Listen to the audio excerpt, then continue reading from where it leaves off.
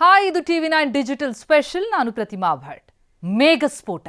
ಉತ್ತರಾಖಂಡ್ನಲ್ಲಿ ಒಂದೇ ದಿನ 2 ಕಡೆ ಮೇಘಸ್ಫೋಟ. ಆ ದೃಶ್ಯ ನೋಡ್ತಾ ಇದ್ರೆ ಮೈ ಜುಮ್ ಅನ್ನತ್ತೆ. ಇದು ನಿಜಾನಾ?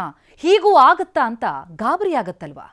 ಉತ್ತರಾಖಂಡ್ನ ಉತ್ತರಕಾಶಿ ಜಿಲ್ಲೆಯಲ್ಲಿರುವಂತಹ ಧರಾಲಿ ಗ್ರಾಮದಲ್ಲಿ ಮಂಗಳವಾರ ಮಧ್ಯಾಹ್ನ 1:15 ಸಮಯ ಭೀಕರ ಮೇಘಸ್ಫೋಟ ಸಂಭವಿಸಿತು.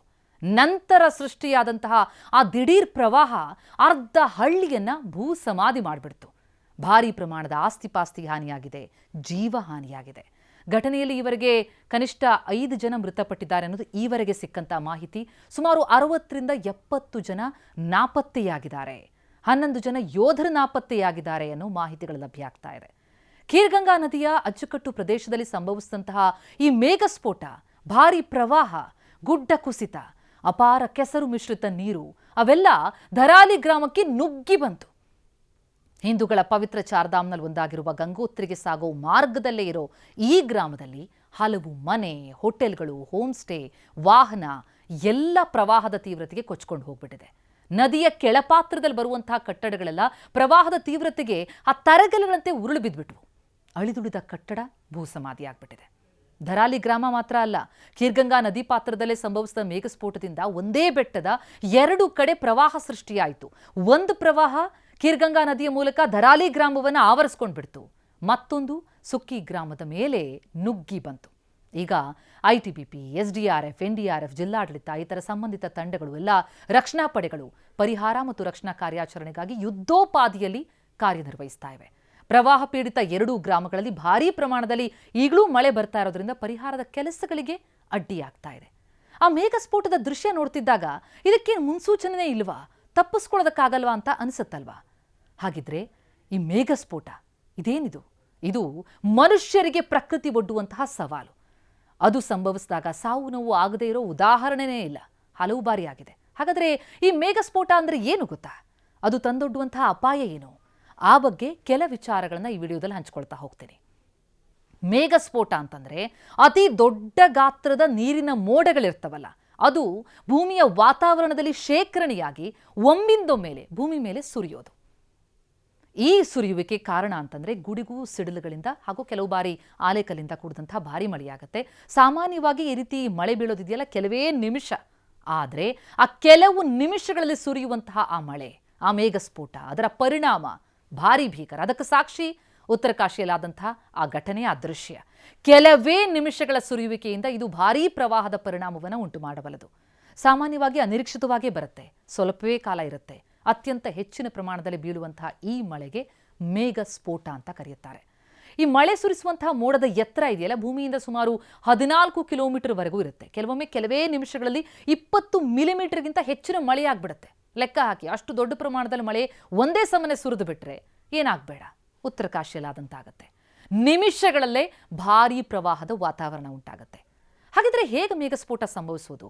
ಇದೊಂದು ಮಳೆಯ ಬಿರುಗಾಳಿ ಥರ ಹೆಚ್ಚಾಗಿ ಮರುಭೂಮಿ ಮತ್ತು ಪರ್ವತ ಪ್ರದೇಶಗಳಲ್ಲಿ ಕಂಡುಬರುತ್ತೆ. ಭೂಖಂಡದ ಭೂಪ್ರದೇಶಗಳ ಆಂತರಿಕ ಪ್ರದೇಶದಲ್ಲಿ ನೆಲದಿಂದ ಅಥವಾ ಕೆಳಗಿನಿಂದ ಬೆಚ್ಚಗಿನ ಗಾಳಿ ಪ್ರವಾಹದಿಂದಾಗಿ ಮೋಡಗಳು ಧಾವಿಸುತ್ತವೆ. ಆ ಬೀಳೋ ಮಳೆ ಹನಿಯನ್ನು ತನ್ನೊತ್ತಿಗೆ ಒಯ್ಯುತ್ತವೆವು. ಆ ಮಳೆ ಒಂದು ರೀತಿ ಸ್ಥಿರವಾದ ಶವರ್ನಲ್ಲಿ ಬೀಳೋದಕ್ಕೆ ವಿಫಲ ಆಗುತ್ತೆ. ಅಂದರೆ ಒಂದು ಕಡೆ ಒಂದು ಪ್ರದೇಶದಲ್ಲಿ ಸಂಪೂರ್ಣವಾಗಿ ಮಳೆ ಥರ ಬೀಳಲ್ಲ, ಹೊಸ ಹನಿ ರೂಪುಗೊಂಡಂತೆ ಮೋಡಗಳಲ್ಲಿ ಅತಿಯಾದಂತಹ ಘನೀಕರಣ ಗಟ್ಟಿಯಾಗತ್ತೆ, ಒಂದೇ ಕಡೆ ಜೋರಾಗಿ ಬರುತ್ತೆ. ಆ ಮಳೆ, ಅದರ ಪರಿಣಾಮವಾಗಿ ಇಷ್ಟು ದೊಡ್ಡ ಅವಾಂತರ. ಅಸಹಜ ಪರಿಸ್ಥಿತಿಗಳಲ್ಲಿ ಹವಾಮಾನ ವ್ಯವಸ್ಥೆಯಲ್ಲಿ ತಾಪಮಾನ ಏನು ವ್ಯತ್ಯಾಸ ಆಗುತ್ತೆ. ಆ ಮೋಡ ಸ್ಫೋಟಕ್ಕೆ ಮುಂಚಿತವಾಗಿ ಬಿಸಿ ತಾಪಮಾನ ಇರುತ್ತೆ. ಆ ಬಿಸಿಯಾದ ಗಾಳಿ ಪರ್ವತಗಳ ಮೇಲ್ಭಾಗದಲ್ಲಿ ಚಲಿಸುತ್ತೆ. ಹಾಗಂತ ಈ ಎಲ್ಲ ಸೂಚನೆ ಪಡೆದು ಮೇಘಸ್ಫೋಟ ಆಗ್ಬಿಡುತ್ತೆ ಅಂತ ಕಂಡುಹಿಡಿಯೋದಕ್ಕಾಗಲ್ಲ, ಬಹಳ ಕಷ್ಟಕರ. ಅದೇ ಇಂತಹ ದೊಡ್ಡ ಅನಾಹುತ, ಅವಾಂತರಗಳಿಗೆ ಕಾರಣ ಆಗೋದು. ಮಳೆ ಮತ್ತು ಮೇಘಸ್ಫೋಟ ಬೇರೆ ಬೇರೆ.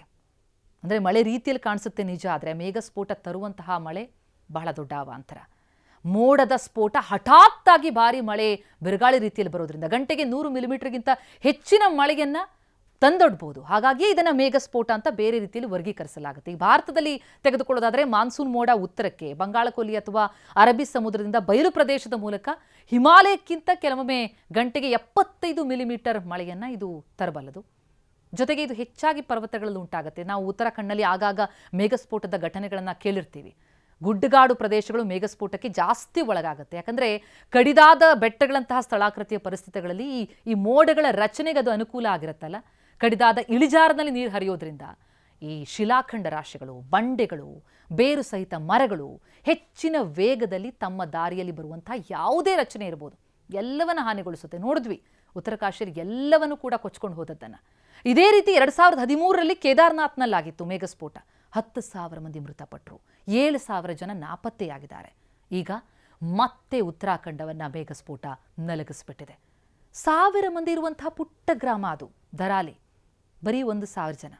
ಗಂಗೋತ್ರಿಗೆ ತೆರಳುವಂಥ ರಾಷ್ಟ್ರೀಯ ಹೆದ್ದಾರಿ 34ರ ಕೊನೆ ನಿಲ್ದಾಣ ಇದು. ಹೋಟೆಲ್ ಇದೆ, ಹೋಮ್ ಸ್ಟೇ ಇದೆ, ಹೆಚ್ಚಿನ ಸಂಖ್ಯೆಯಲ್ಲಿದೆ. ಭಾಗೀರಥಿ ನದಿ ಈ ಗ್ರಾಮದ ಸನಿಹದಲ್ಲೇ ಹರಿತಾ ಇದೆ. ಹಲವು ಹಳ್ಳಕೊಳ್ಳ ಗ್ರಾಮದ ನಡುವೆ ಸುತ್ತ ಹರಿದು ಈ ನದಿ ಸೇರುತ್ತೆ. ಇದೇ ತೊರೆಗಳಲ್ಲಿ ಗುಡ್ಡ ಮೇಲಿಂದ ಹರಿದು ಬಂದ ಕೆಸರು ಮಿಶ್ರಿತ ನೀರು ಗ್ರಾಮಕ್ಕೆ ನುಗ್ಗಿ ಇಷ್ಟು ದೊಡ್ಡ ಅನಾಹುತ ಸೃಷ್ಟಿಯಾದದ್ದು. ಭಾರಿ ಮಳೆ ಪ್ರವಾಹದ ಪರಿಣಾಮವಾಗಿ ಉತ್ತರಾಖಂಡ್ನ ವಿವಿಧ ಕಡೆಗಳಲ್ಲಿ 5 ರಾಷ್ಟ್ರೀಯ ಹೆದ್ದಾರಿ, 7 ರಾಜ್ಯ ಹೆದ್ದಾರಿ, ಸುಮಾರು 163 ರಸ್ತೆಗಳಲ್ಲಿ ಸಂಚಾರವೇ ಬಂದ್ ಆಗಿದೆ. IMD ಭಾರತೀಯ ಹವಾಮಾನ ಇಲಾಖೆ ಉತ್ತರಕಾಶಿ, ರುದ್ರಪ್ರಯಾಗ, ಚಮೋಲಿ, ಬಾಗೇಶ್ವರ, ಪಿತೋರ್ಗಢ, ಉಧಮ್ ಸಿಂಗ್ ನಗರದಲ್ಲೂ ಕೂಡ ಆಗಸ್ಟ್ 10ರವರೆಗೆ ಭಾರಿ ಮಳೆಯಾಗುತ್ತೆ ಅಂತ ಮುನ್ಸೂಚನೆ ಕೊಟ್ಟಿದೆ. ಆರೆಂಜ್ ಅಲರ್ಟ್ ಘೋಷಣೆ ಮಾಡಲಾಗಿದೆ. ಉತ್ತರಕಾಶಿ ಶಾಲೆಗಳಿಗೆ, ಶಿಕ್ಷಣ ಸಂಸ್ಥೆಗಳಿಗೆ ರಜೆ ಕೊಡಲಾಗಿದೆ.